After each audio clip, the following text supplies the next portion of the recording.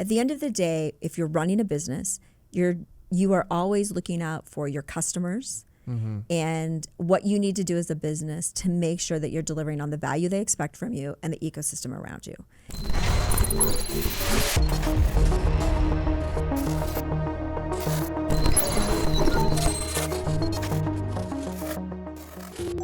Sid, thanks so much for coming on. Always a pleasure to see you. You're one of the incredible original leaders of this community. You've been going at this for a very long time. You're now the CEO of Brandless, which we're going to get into. But I wonder, maybe we started, how did you get into tech and into this career? Yeah, well, it's so good to be here. Yeah. And I can't decide if that makes me feel old or not, if I'm one of the original. I tried to say that, because we are getting old, though. I know. We're getting up there.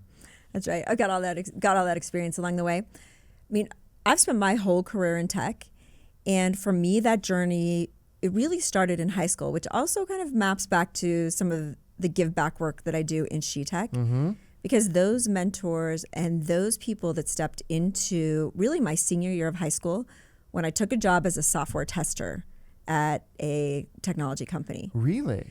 And so that very first job that I had when I was a senior in high school, and math was always my thing. So I was already on that math side, and I already knew that I loved the business side. But that one job, it basically set my path. I went to college on an electrical engineering scholarship. And after my first year, I moved into computer science, and that really just became my pathway. Oh, very cool. And what did you do after college? So when I I did my undergrad in computer science, although I did do my minor in dance. I needed the opposite. That's a good balance. That's actually a really good balance. Both creative, just in different ways. Oh, for sure. So when I came out of my undergrad, I was seriously I do not know what I should do with my life. That's kind of a constant theme. Sure. You find yourself at all of these intersections where you're where am I supposed to go spend my time? And so I had decided I was going to look for jobs, and I was going to apply to grad school. So I put my resume in with everyone who was interviewing in the Career Placement Center. I did 100 job interviews, and I flew all over the country in my last semester at BYU because everyone wanted to interview a female who was coming out of tech. There were only 3 women in my graduating computer science class. Yeah, I imagine is it any better now? No, they're still the same. I was going to say back then, I imagine it wouldn't be good, but I'm I don't know that it's good now. Yeah, one of the things we're trying to solve. Yeah. And then I also took the GMAT and the GRE, and I applied to grad schools. And so I just figured I'd have all of these options and somehow they would magically work together. So I ended up getting a job offer the same week that I got acceptance into BYU's MBA program. And so I went to the company and I said, look, I really want to come work here. And they had some flexibility in their hours. And I said, if I go to MBA school and take the daytime schedule, will you work with my job for 2 years? And they said yes. Oh, that's cool. So I jumped in. I worked full-time there for 2 years. At the same time, I was a full-time grad student. And it was in an advanced technical support. I was hex editing databases of the Fortune 100. Yeah. It was my first job. Yeah.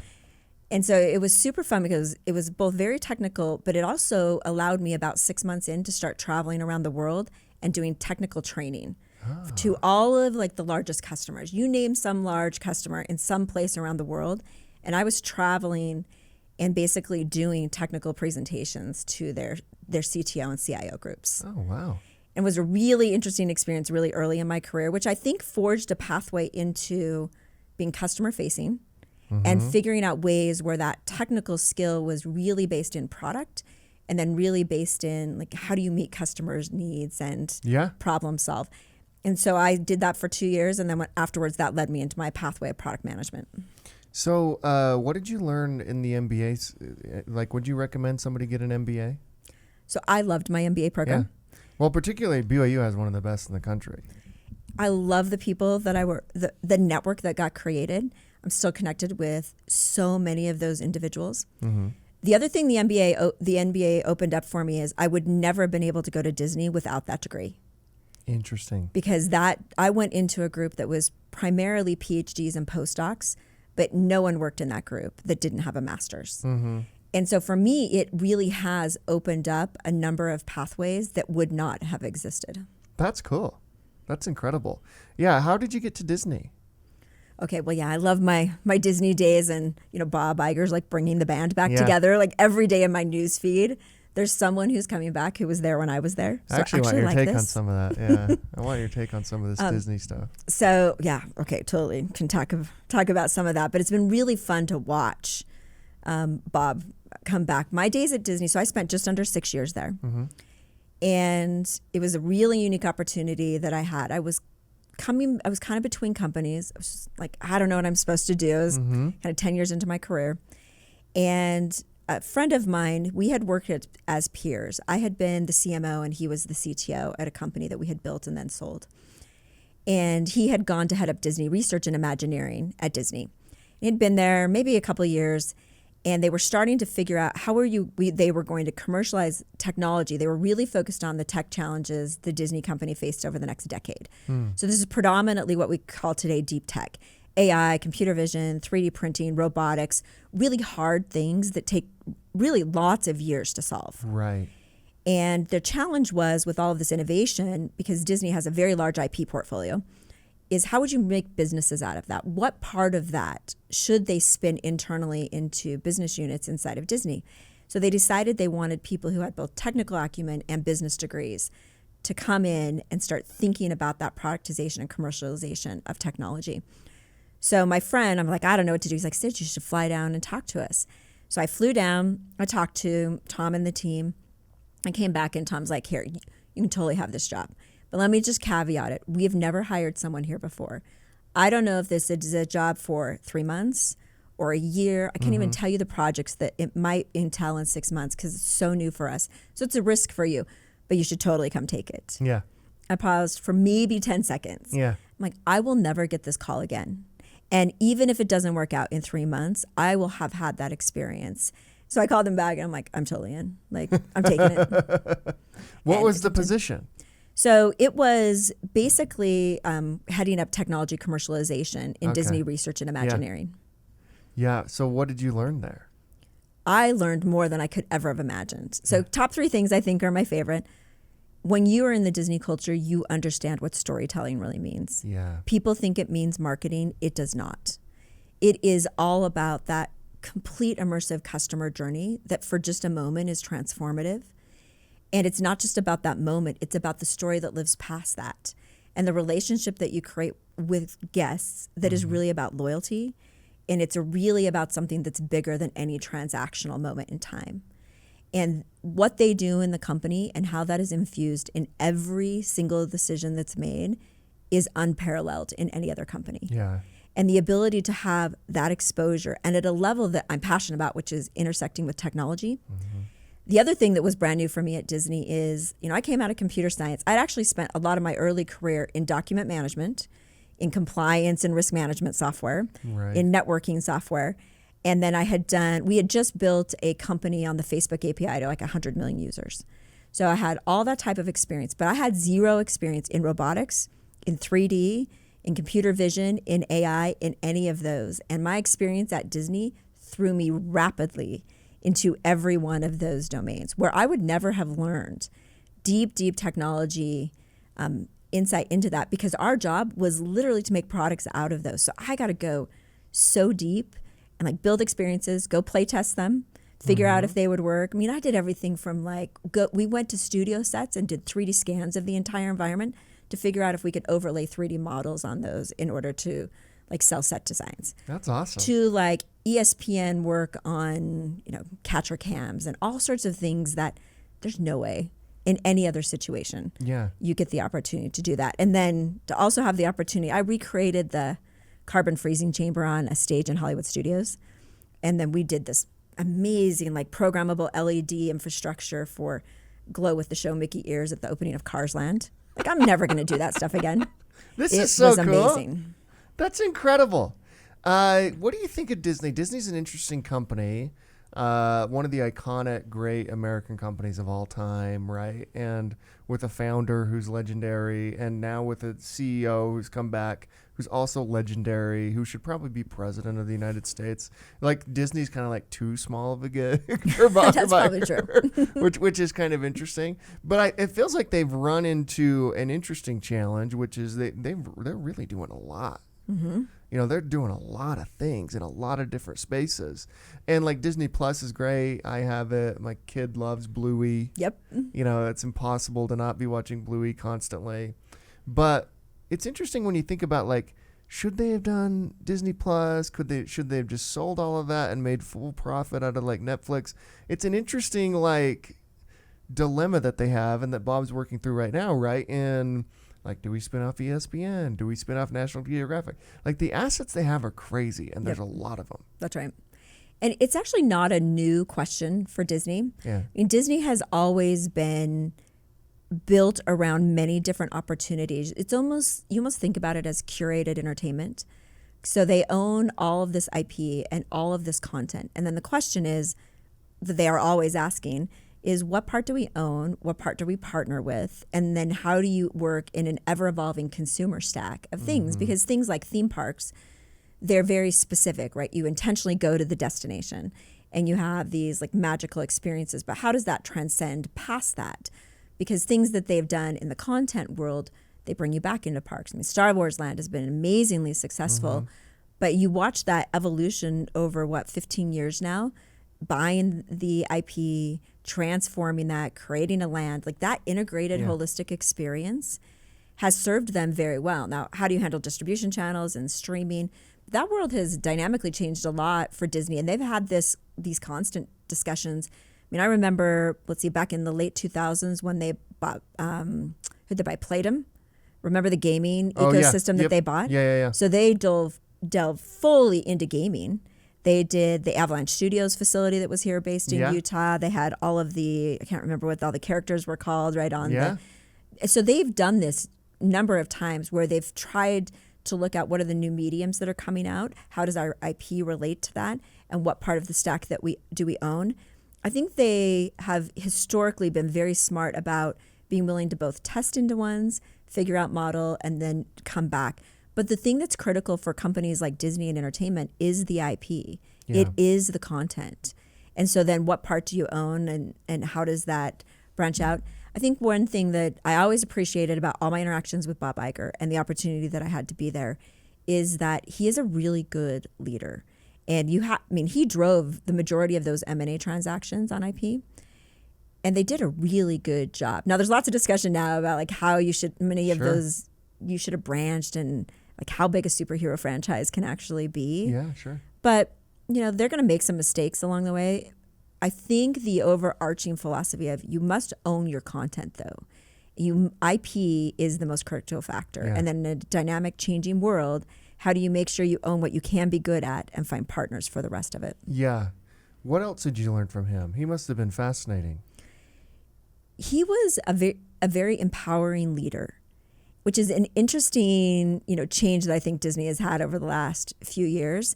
He was bold, he was visionary, he listened to people, and he let good ideas be executed. I remember one specific experience. When I was there, we used to do these massive R&D open houses in the fall. All sorts of technology you will never see. And it was amazing. I mean, we were building rides in backstage that no one's ever going to see come to fruition. But it was all about playtest and this experience. And he appreciated that story was a really important part of Disney. I remember him coming through one of the experiences that we had in the R&D open house, and he experienced it, and he saw that this could be really magical as a launch inside of theme parks. And this is sitting in November. And there was the opening of Cars Land coming 7 months later. And he looked at the experience we were doing, and he's like, "You're right, we should totally do this for the opening of Cars Land." That's all he ever said.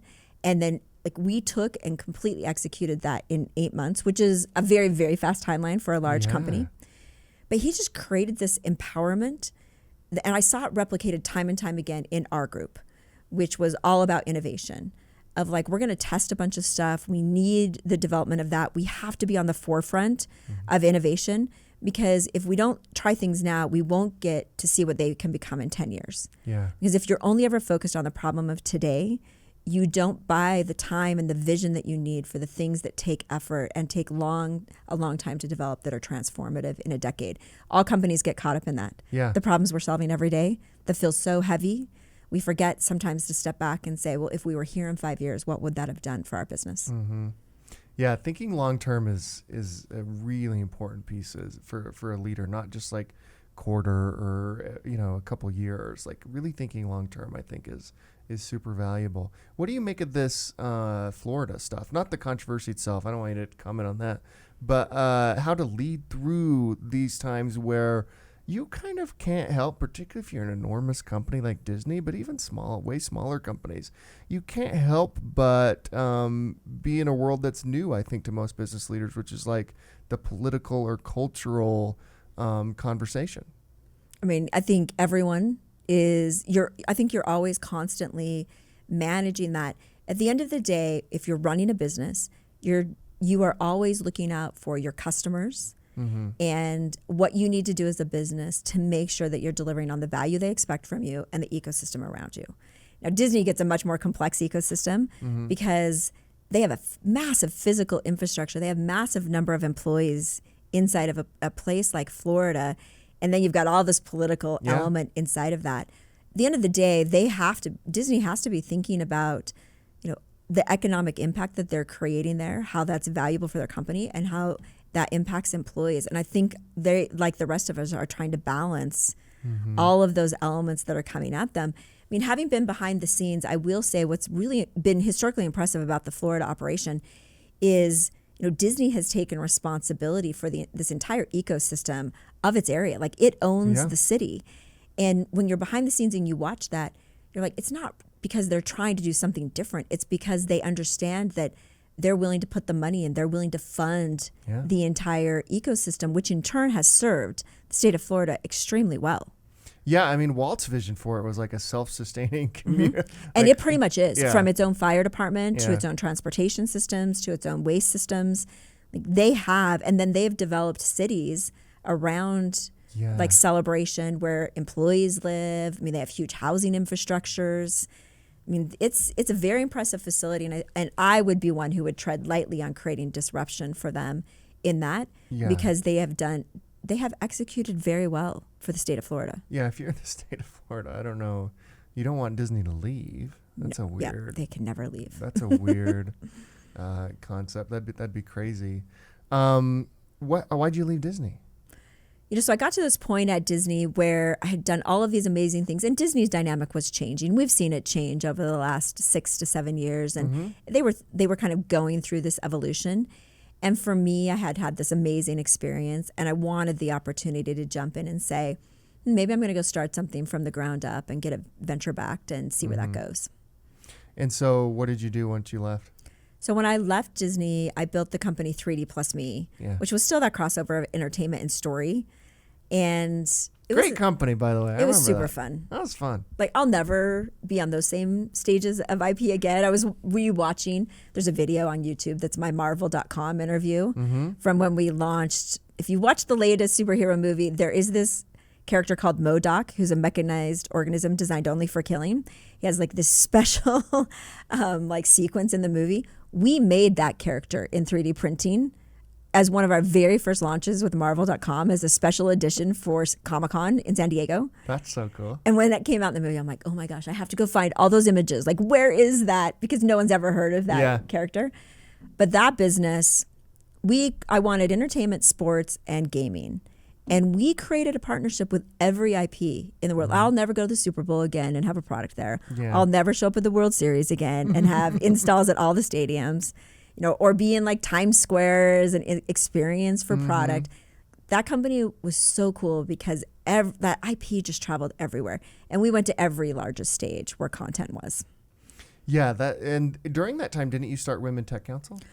We started Women Tech Council before that. So Women Tech Council is in its 16th year. Oh, while you were at Disney? Before I was even at Disney. Oh, really? I had no idea. Yep. So we started it in 2008. Oh, okay. So which is now that feels like I can't even say that date because it's so long ago. Yeah, it really is.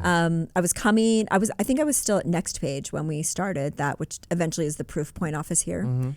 When we started the Women Tech Council, and then it's now, I guess it hits 20 years in 4 years. What was the impetus for that? So my product management background had me really in this product validation space. So early on, there's a guy referenced in the Nail It Then Scale It book. His name's Frank Robinson. He was my mentor on product validation. We probably did 1,000 in-person interviews on product around the country together. And Frank was masterful at figuring out validation. So I had a couple of friends who came to me and said, we think we should create a group to accelerate women in technology. And I'm always like, I have no idea if it's a good idea. We should go test that. So we went and we actually talked to venture capital, government, education, business leaders, women, and said, if we were to create an organization, what would be important?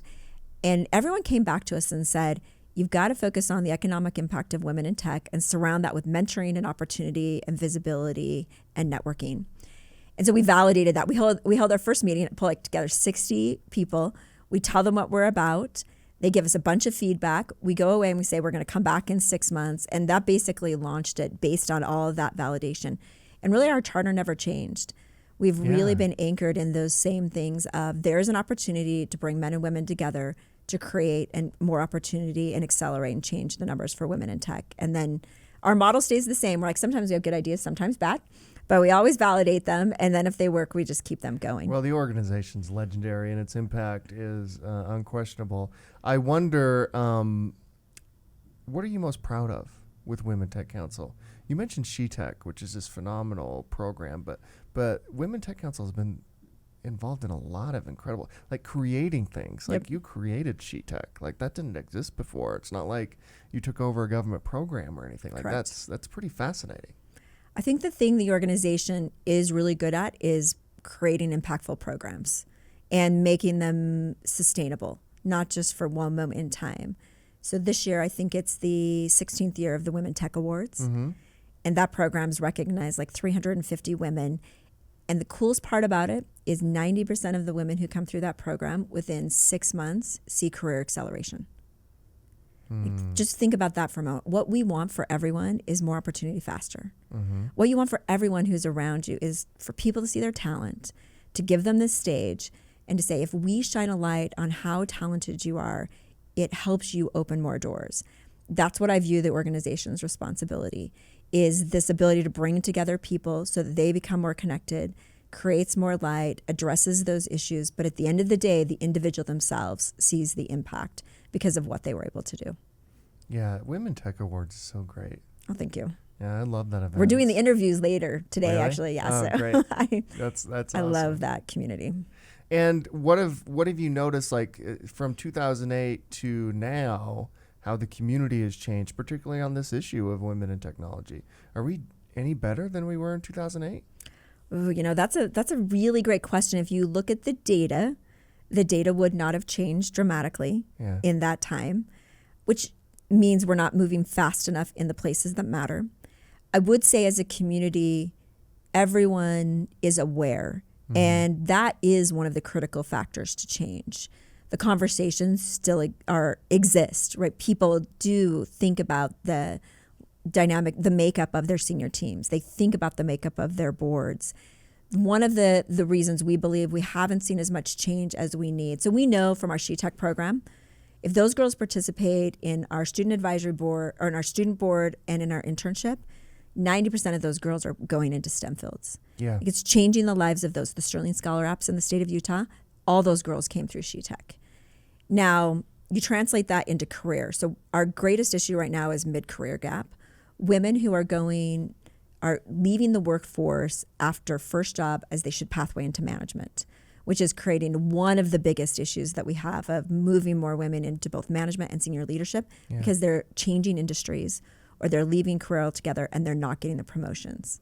Right. It's called the broken rung is what it's called in the corporate advancement world. What causes that? I mean, why is that happening? It happens for two reasons. It happens lots of time for corporate culture, right? There's not enough infrastructure and training to help those women get through those times.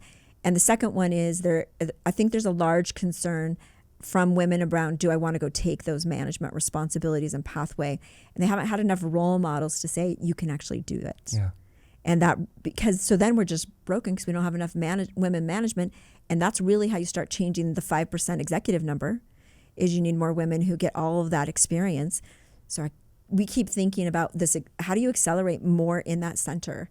and more with companies and their CEOs to make sure we don't have such big attrition in the early stages of career.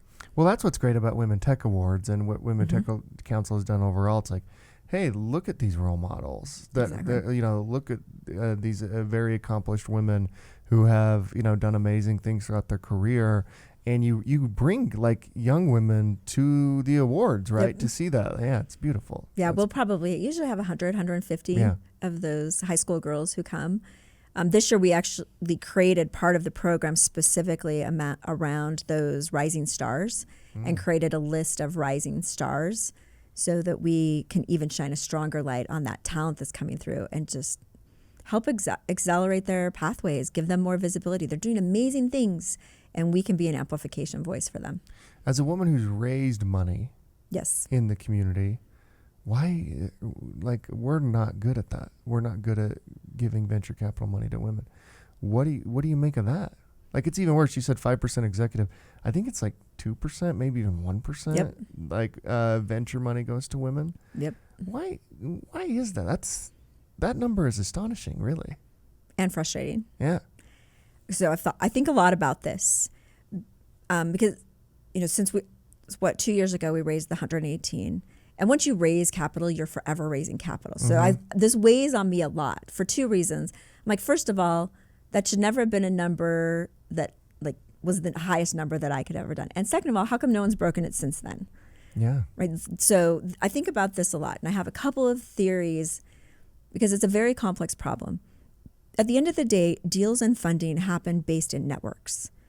They're based on relationships. They're based on a whole bunch of dynamics that exist, because when you look at deals, you're taking risks, and generally you're betting on people and trusted networks that of people around them that kind of believe in them. The other thing that's really true is deals aren't done in the boardroom. Deals are done in all of the interactions that build relationships out of the boardroom. And that has been one place that we have yet to be able to unlock for between all the dynamics that exist. And because venture also isn't full of, it's still very heavily male. You don't have significant female partners. And because women only hold 10% of the global wealth of the entire world, they don't have the same network and money and power control that their male counterparts have. And so you think about how all these networks get created from top to bottom and where money decisions really get made, and women don't own those money decisions. And so their networks don't exist at the same level that exist for your male counterparts. So I sit on the board of a couple of companies that are women run. And I was talking to one of the investors, and they said, "Oh, I see the real problem." So they said, one of my friends said, "I sent a male and a female entrepreneur, two totally different companies, same stage of companies, and I introduced them to investors. They both did the investor meetings. Meetings went great. Everyone loved the dynamics. After that meeting, the male CEO calls back his investor friend, and he's like, "Amazing meeting, went so great. Oh, by the way, we're headed to the Jazz game tonight." Female CEO calls, said, "Meeting went great. What should I do as follow-up?" Yeah. So that for me kind of represents the gap. We have not yet overcome the hurdle of how you build the trusted relationship outside the boardroom in massive ways so that we change the dynamic of fundraising, because it truly doesn't happen in the boardroom. It happens. And so in my case, where I've seen my ability to raise capital increase, it's because I've had tremendous male allies who have stepped around me and who have basically transferred the trust and credibility that they have in their networks to me in order to help lift my trust and credibility and networks to close the fundraising. Just think about that. That it required, and I'm grateful that they would do that, because I actually do recognize that it is a very real limitation, and I want to raise capital. And so that's the dynamic. I haven't come up with a perfect solution because it's very I'm trying hard. to think, how do we fix that? How do you fix two founders go into a boardroom, the male goes to the Jazz game and the other one doesn't? That's I don't know how you fix that. That's fascinating. That's actually a fascinating thing that happens. But it does all the time. I guarantee it does. I mean, you just think about all the instances. You think, and it ultimately comes down to the question of, you have 2 tickets to a game. I'm sure Ryan's going to love it that we're talking about the Jazz. So we have 2 tickets to the game. And the question is, and you want to take someone, who do you call? Yeah. Who do I call? Yeah. Right? The same, you could ask me the same question. The answer to that question, therein lies part of the challenge in creating the expanded networks. Mm-hmm. Interesting. So how do we get it seems to me like we kind of need women-run venture funds. But venture is traditionally built from very successful entrepreneurs who had exits, who come into those venture ecosystems. Now, once things are established, because even the LPs who come in are looking for people with experience on performance. Right? So, of course, we absolutely need more of that, but we also need more women with liquidity and equity in top levels of companies who get massive exits, who go sit in those seats. Yeah, and then we're in this cycle again because they don't get funded. Right. But if you have more women in those most senior executive seats, that's true. who get liquidity Yeah. and can step back in, we accelerate faster. Yeah. Yeah, I'm thinking of the Corinne Clarks of the world in our ecosystem. One of the greatest VCs of all time is Mary Meeker. She's amazing. Yeah, maybe the greatest VC of all time, honestly. Yeah, she's super cool. Yeah, we need more exactly like what she's done. She's been a trailblazer. You know who's been amazing in Utah is Gail Miller. Gail has done a great job. Really shown man, the way she's elevated that business and just taken over, and it's incredible. You could not give her more credit for taking and creating a vision and a legacy and an impact. She is outstanding. Yeah, she's incredible. So how'd you get to Brandless? Yeah, this is a great question, and I love the work that we're doing here at Brandless. So in 2020, pandemic hit, and in the summer of 2020, I had been running a company called ForgeDX and built this super cool platform, but we decided that we were going to basically merge it into a holding company. So I found myself what should I do next? And it so happened that I ran into James Clark, who, from an investment perspective, they've done mostly consumer and consumer-enabled technology companies. I was like, I have no idea what I should do next. And he's like, well, you should come in and talk to us. And they had just finished acquiring Brandless and moving it to Silicon Slopes. So it had been based out of the Bay Area. It had been a SoftBank-backed company. And I kind of think about it as getting WeWorked. So it was in the same fund as WeWork. And SoftBank, we all know that story. So SoftBank made a bunch of decisions on businesses that they decided to divest. And Brandless was one of those. And because of the Clark Capital experience in consumer, they said, hey, we've seen that there's an audience. This brand is beloved by millions. They validated a really interesting part of the market. We're going to go in and acquire Brandless. And so they moved it here. They restructured it. And I came in to run it for them. How did James convince you to do that?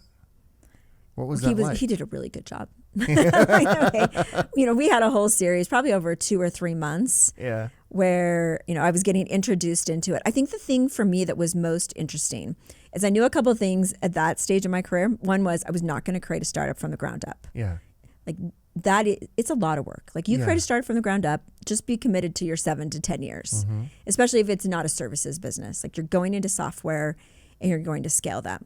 I didn't want to do that at that stage of my career. I was really interested in something that I could build that I felt like would be extremely fast growing, with a business model that I could really see that we could explode.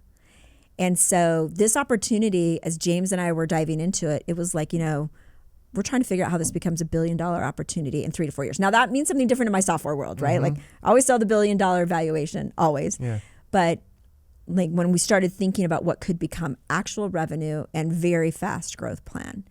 And then over the course of 6 months, we'd raised 118. We've done 6 acquisitions in 24 months. I mean, we have grown the company into a 9-digit company in revenue in 24 months. That's incredible. And it's been a phenomenal opportunity to create massive growth, to be able to do it in a way where we know where we're profitable and we're driving profitability, and to also kind of act a little bit on that investment side where you acquire these companies and you're structuring that deal structure, and then we also have to be amazing operators to drive organic growth in all the businesses that we own. Yeah, I think a lot of people do know what Brandless does, but it might be useful actually to explain what Brandless does. Yeah, so we really view Brandless as a platform of better for you products and brands that are all focused on how we help people on the planet live healthier. Inside of that, we've built some technology that we call Influence as a Service as our core platform, but we ultimately have consumer products that people buy from us in all sorts of categories that are really around curated wellness. You kind of talked about Disney earlier. We kind of think about it as, Disney has like curated entertainment, and we're like that Disney modeled in wellness, this curated wellness where it's multi-channel, it's wherever the customer is, it's many mediums, all sorts of integrated form factors that really meet the expectations of customers and what they care about today. Are you working with influencers a lot? What is that like? Okay, in every case, it's unique. Really? Because influencers, right, they have audiences too. They're looking for engagement also. And so the very best influencer plans programs are ones that appreciate and understand what they're doing, how they're engaging, what their audiences are, and then how that maps to the value propositions that you're creating.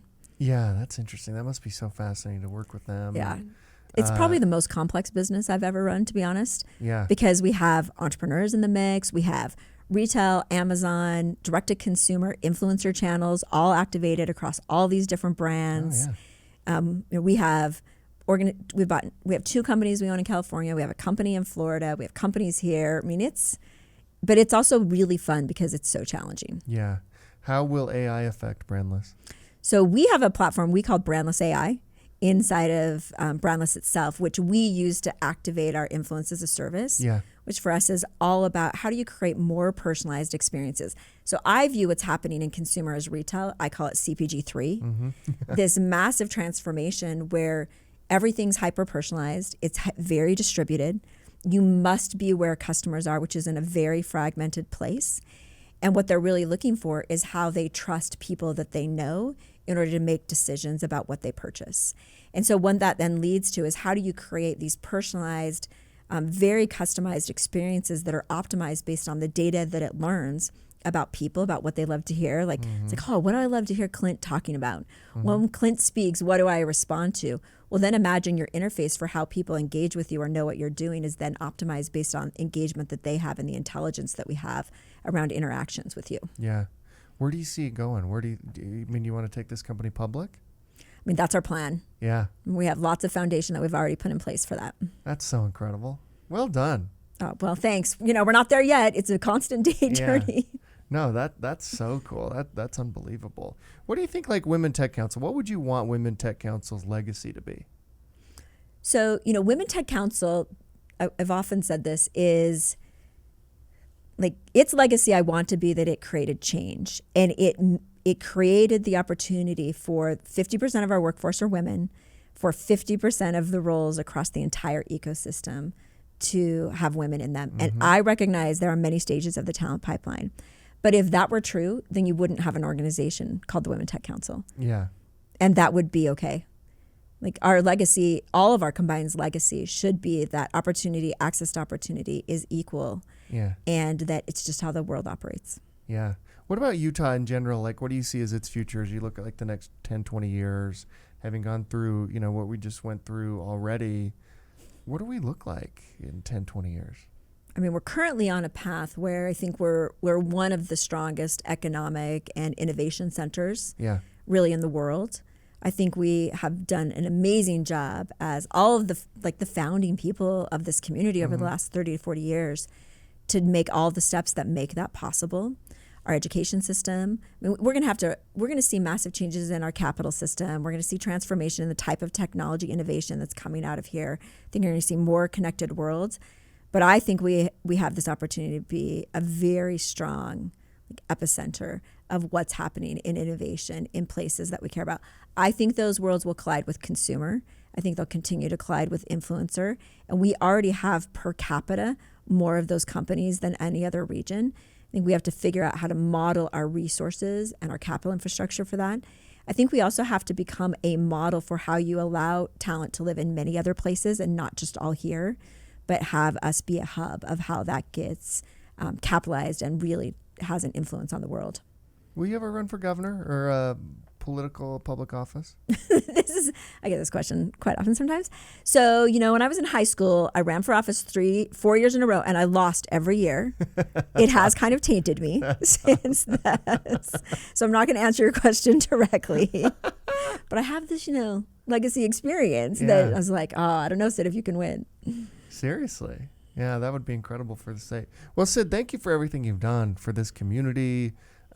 Seriously, like I said, you are one of the main drivers of the success that we've seen over the past 20 years. And it's unbelievable. It's been unbelievable to work with you, too. We've done a lot of cool things with Women Tech Council Silicon Slopes as just following your lead. So thank you for that. I want to thank you, too. I mean, we've had this great partnership. Yeah.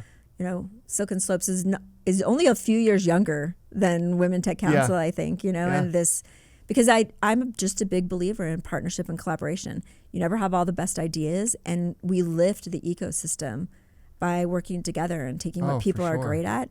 And you've been a great leader in Silicon Slopes, so thanks for being such a great partner. Thanks, appreciate it. Thanks for coming on. Thanks for having me.